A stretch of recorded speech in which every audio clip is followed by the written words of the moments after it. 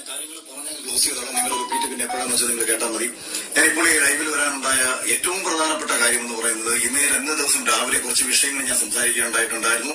അതിനുള്ള പ്രധാനപ്പെട്ട കാരണം ബിഗ് ബോസ് എന്ന് പറയുന്ന ഷോയോട് നീതി പുലർത്താത്ത ഏഷ്യാനെറ്റിന്റെ തലപ്പത്തിരിക്കുന്ന ചിലരുടെ നെറുകേടുകൾ വളരെ കൃത്യമായിട്ട് അറിയാവുന്ന ഒരാളാണ് ഞാൻ.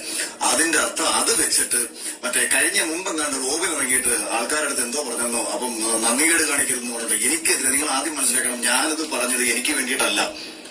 എനിക്ക് എന്തെങ്കിലും പ്രശ്നങ്ങൾ ഏഷ്യാനെറ്റിന്റെ ഭാഗത്തു നിന്നോ ബിഗ് ബോസിന്റെ അധികൃത ഭാഗത്തു നിന്നോ ഒന്നും ഉണ്ടായിട്ടില്ലെന്ന് മാത്രമല്ല, വളരെ കൂളായിട്ട് മുന്നോട്ട് പോയിക്കൊണ്ടിരിക്കുന്ന ഒരാളാണ് ഞാൻ സിനിമകൾ ചെയ്യാൻ നിൽക്കുന്ന ഒരാളാണ് ഞാൻ.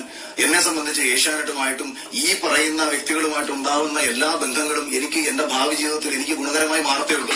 എനിക്കിതെല്ലാം കണ്ട് മിണ്ടാതെ പഞ്ചമുച്ച മടക്കി പിടിച്ച് നിശബ്ദനായിട്ടിരിക്കാം. എനിക്ക് യാതൊരു പ്രശ്നങ്ങളുമില്ല. എന്റെ ജീവിതത്തിൽ നേട്ടങ്ങൾ മാത്രമേ ഉണ്ടാവൂ. അതുപോലൊന്നുമല്ല റോബിന്റെ മുൻകാലത്ത് സംഭവിച്ചത്. റോബിനുമായിട്ടുണ്ടായിട്ടുള്ള ഒരു വിഷയത്തിൽ റോബിന് വ്യക്തിപരമായിട്ടുണ്ടായ